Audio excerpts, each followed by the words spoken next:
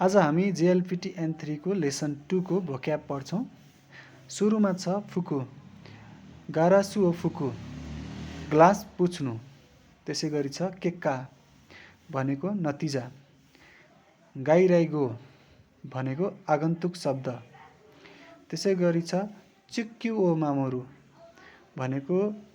पृथ्वीको संरक्षण गर्नु। र त्यसैगरी छ सोफुतोआ भनेको सफ्टवेयर,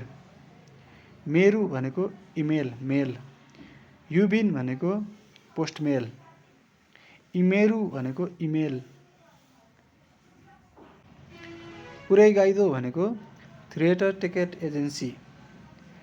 एयौ भनेको पोषण,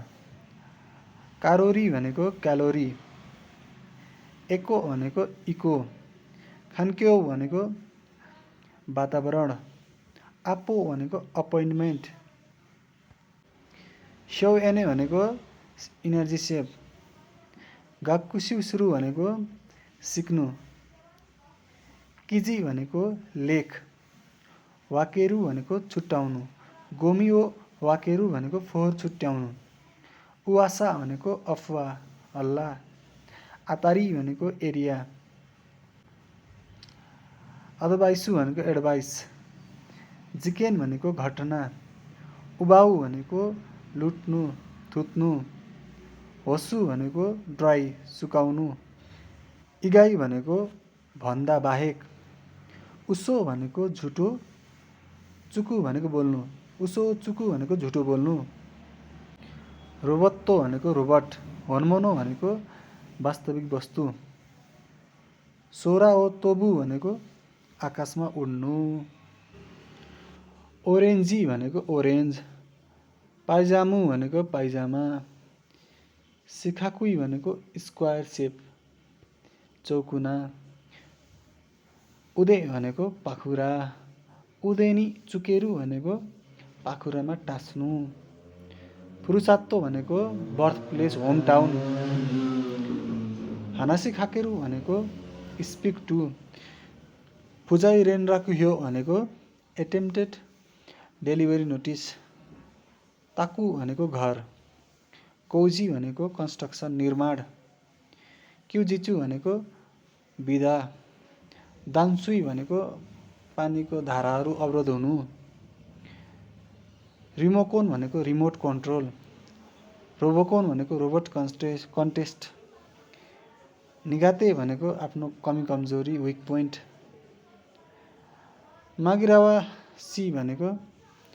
कन्फ्युज हुनु, सेइकाकु भनेको एकुरेट, बारान्सु भनेको ब्यालेन्स, सेन ओ हिकु भनेको लाइन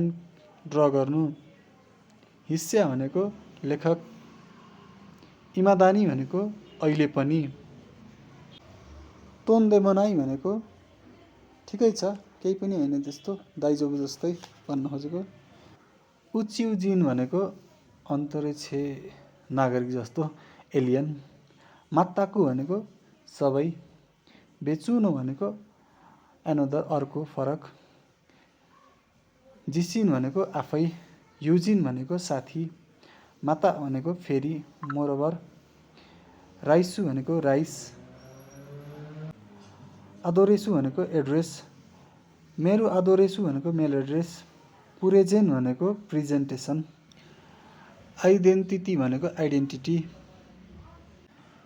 कोनपुराइन्सु भनेको कम्प्लाइन्स भनेको पालना गर्नुपर्ने,